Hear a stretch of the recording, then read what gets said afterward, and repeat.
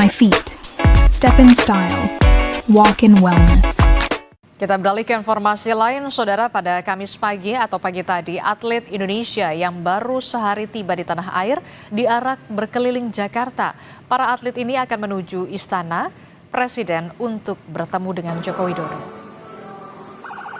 Para atlet Indonesia di Olimpiade Paris 2024 diarah ke Istana Negara untuk bertemu Presiden Joko Widodo.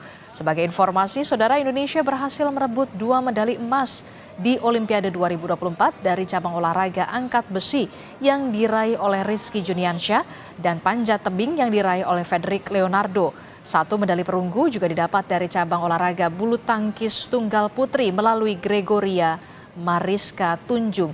Dan ketiga atlet ini, Saudara, diberikan bonus sebesar 6 miliar rupiah untuk para atlet yang berhasil meraih medali emas dan 1,65 miliar rupiah untuk atlet yang berhasil meraih medali perunggu.